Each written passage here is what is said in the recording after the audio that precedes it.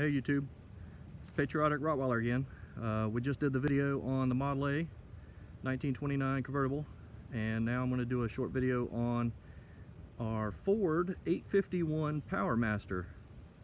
It's a 1962 gas 4-cylinder, inline 4, and we also inherited this from my father-in-law. I had that Tractor Supply box blade, and I made a little bit of modifications to that, if you can't tell. It originally came with arms, metal arms, much like the front part, much like this this metal here, but they got bent.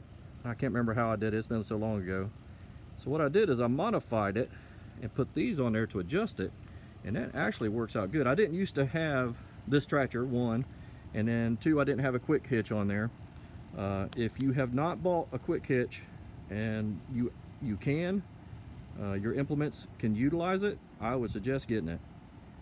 Quick hitches make things so much easier. I have 3 of them, and they're all from Harbor Freight. They're $100 a piece, and it makes life so much easier. Now this box blade stays attached to this tractor.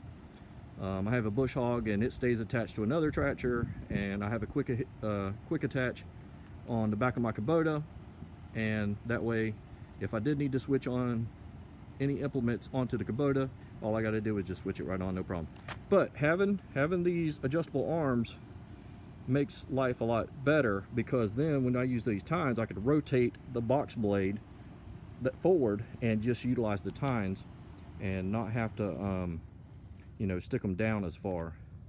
So anyway, let me show you the this thing was originally a 6-volt, much like the Model A. They were both 6-volt, and I couldn't crank either one. Her dad took this to a local guy in Micanopy, and he went through it and converted it to 12-volt and painted it up.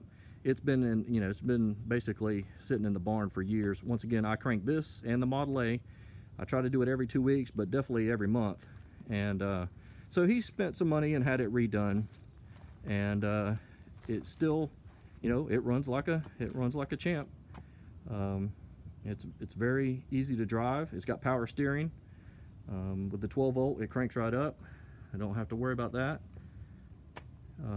I've recently just changed out the battery, and I run Deltran trickle chargers on both of these items, the Model A and this tractor, because they don't get driven near as much as my other equipment. But like I said, I do try to crank them at least every month, if not every 2 weeks. So come around. It does have the front wheel weights. I don't know if you can probably see it right there on the fronts. I just got done servicing the Model A, checking the oil and the transmission oil and the rear end and the coolant and all that, so I just also did this as well. So I got the hood up on here in case people never seen. That is the fuel tank, which I'm not sure why they thought it was a good idea to put the fuel tank right above the engine, but they did. And of course the radiator is up there. So you utilize those little clips, little clip right there. That's what holds the lid down. So it's really easy. You just close the lid, locks into place, and then to open the thing, you just push those little clips forward and then raise the hood up. So as I said, it's a 4-cylinder, inline 4, standard, of course. Was no hydrostat and all that good stuff back in the day. So anyway, this is a good tractor as well. We utilize it every now and again on the driveway. In fact, I just pulled some recycled concrete up on our driveway this morning, so you can probably see out there where I pulled some up. But I like using the Kubota. It's got the hydrostat, it cranks right up, it's diesel. These gas tractors, they go through fuel, where a diesel, it can run all day and you still got fuel left over. So anyway, if you have any questions, make a comment.